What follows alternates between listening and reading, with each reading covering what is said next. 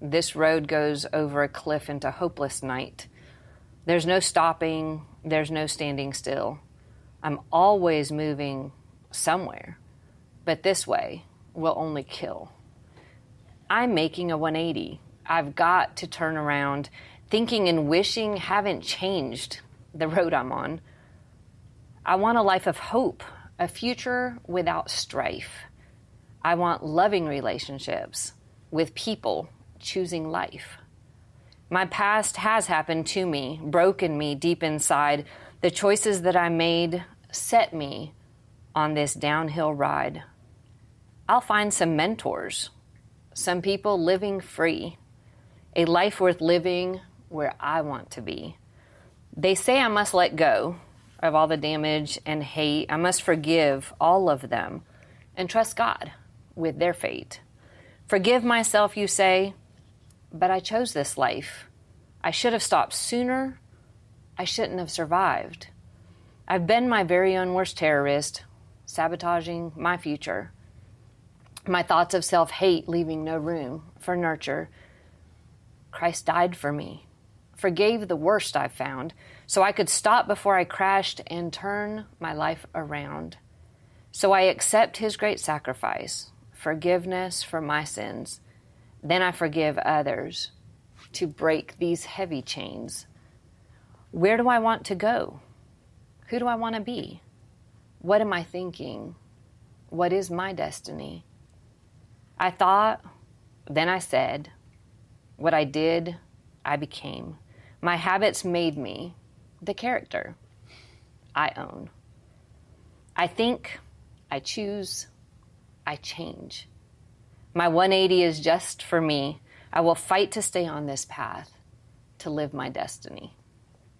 So tell us about our guest that inspired this. Oh my goodness, I love it. Well, our guest is the creator of the 180 program. Surprise. Right? Amazing. It's this awesome. Well, you know what? I'm not even going to describe it. I am going to let her do it. She's a coach herself, I know, and she speaks all over the place, including jails across the country. So please help me in welcoming Meredith Kendall. Why don't you give her a hand, Ginny? Absolutely. It's so good to see you. Oh. My very own hand. Do I get to keep it? No, I'm sorry. I can only lend it. I need a third one. Oh.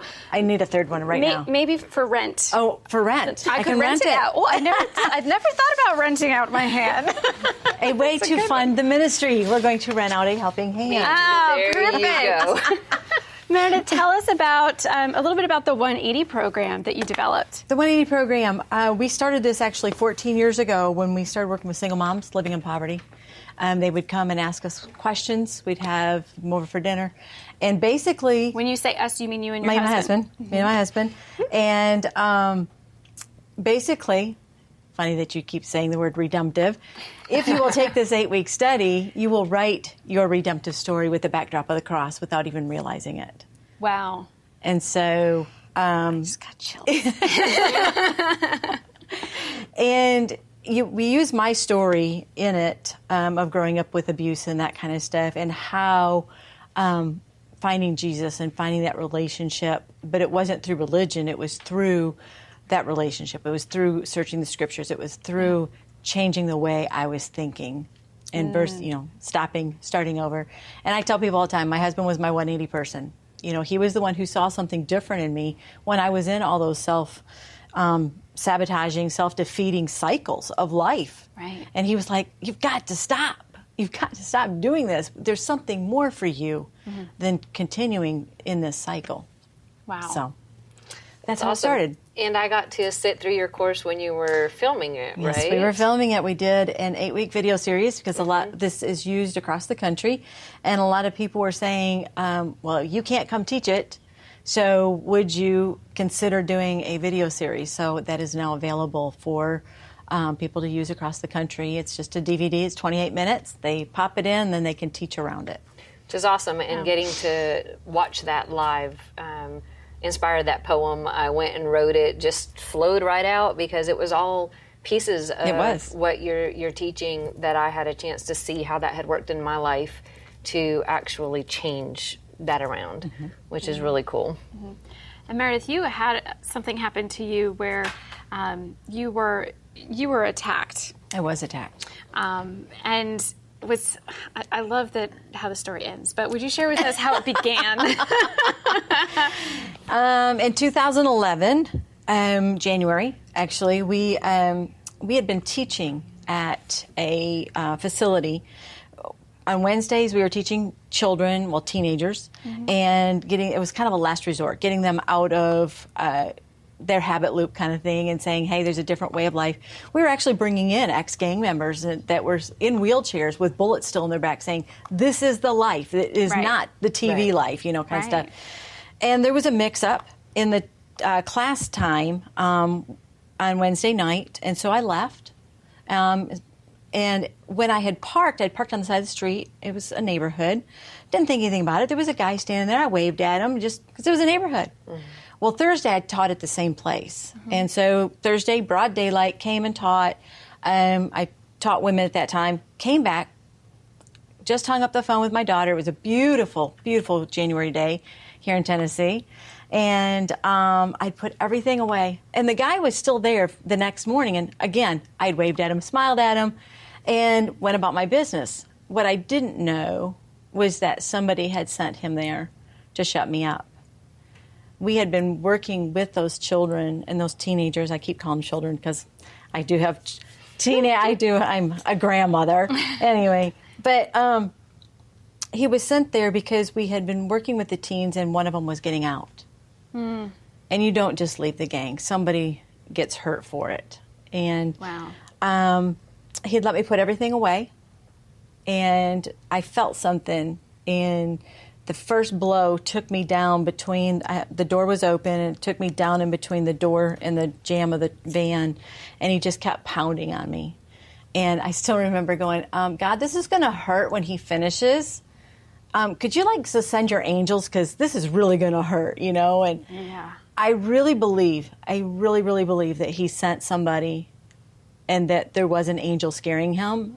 And it was scaring him really bad because he took off running like somebody was after him. And there was nobody there. I mean, there were some guys working down the street. They'd been working on a condo or a duplex, and they were, working. And there were some other guys, but nobody was there coming to my rescue because you couldn't see what was happening where I was. Sure. And we got done. He got done, and he quit, which was a miracle in itself because I was told he was supposed to kill me. Praise God. And I got up, never lost consciousness, and I remember as I was falling down in between the door and the jamb, him going into my pocket. Well, he grabbed my cell phone, and he'd taken it so I couldn't call for help. So unlike in the movies where the damsel in distress is yelling for help, nobody came came to help me. Matter of fact, the guys at the end were just standing there going, whatever, kind of, and then there were two other guys yelling that I got what I deserved. And luckily at that point in time, I carried two cell phones, one for work, one for personal, so I called 911 myself. And just that fast, the helicopter's up, the police are coming, the ambulance is coming, the fire trucks, whatever. And you had a lot of physical damage from that. You still have symptoms. I still do have symptoms. I have no feeling in my face. It broke the orbital bone.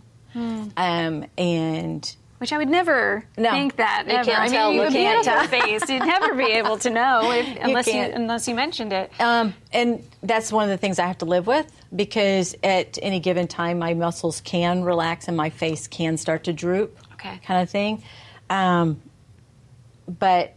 yeah, my husband was warned when he met me in the hospital that I looked like Rocky Balboa at the end of Rocky, and seen that. That's all messed up and swollen and painful. So, but physically, you were able to heal. And I was physically able to heal, and emotionally, I know that you're still healing from that as well. But in the meantime, as God comes through and heals this, He's also opened doors for you. He has, very much so, to help others. Can you share with? I am now a victim under. Okay. No, an ex-victim. I am an ex-victim, but for the state and for the federal government, whatever, I'm a victim. So I get to go into jails and prisons across the country under the Victim Awareness Act, which was a program where you get to come in and teach and talk based upon your experience as the victim that somebody has created. Okay, so I was allowed into a jail. It was prison. And yes, there's a difference, just to FYI. A lot of people don't know that. Mm-hmm. Jail is, about a year, a couple of years, but prison's long term. Yeah. Right.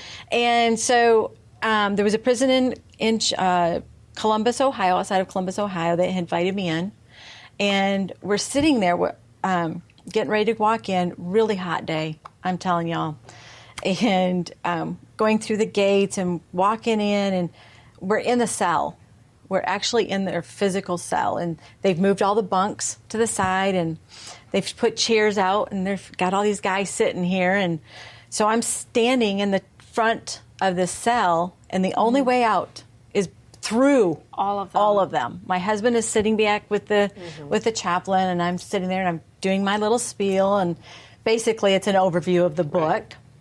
But I use the whole a victim and the attack. And during the talk, this guy is like, yep. And I'm like, okay. And I'm telling him like where I'm from, what I've done, telling him about the book. And he's like, knows too much about me. And I'm like, okay, I can't get out of here. Panic attack, anxiety going through the roof kind of stuff. Finally, it's over. I beeline it to the guy, and so does my husband. And we're like, okay, excuse me, who are you? And why do you know so much about me? He says, I was in your class when you first started in the jail in 2010. I said, okay. He said, I was transferred up here. He said, and just this morning, I was praying, God, if you are really real, you need to send me an angel. He said, and then you walked. I love it. I'm like, well, thank you very much, but do you understand I had to be beaten up 18 months ago because to be of able this? to be the angel to be able to that be your you angel. needed. Yeah. Which means she can win. Oh, absolutely. Does that let her win? Absolutely. I think I'm just wondering if we'll definitely allow. Meredith, you are our ex-victim. Oh, thank you. Thank you very much. Which gives you the necklace that has the ex-victim symbol on it. It gives you, of course, our tissues and chocolates, which, as you can tell from our table, in the back of our book and whatever, the whole theme of tissues and chocolates showing that we can have emotions and tears and struggle and process, whether it's PTSD like you've had from the attack or whether it's the process of facing the kind of people who did you harm and all the different pieces of that God is using that victim piece to actually create the ex-victim piece that is giving back to everybody. Absolutely, and building even more freedom and that you are being a light in all of that. You are actually using, as we say, the fertilizer of your past to bloom today. Isn't that amazing? It is amazing. I love how God uses it. He does. We just get to bloom today. A free PDF copy of the Bloom in the Dark book and a full list of Bloom Today's coaching tools can be found on bloomtodaytv.com. Then visit Bloom Today's Facebook group for deeper conversation.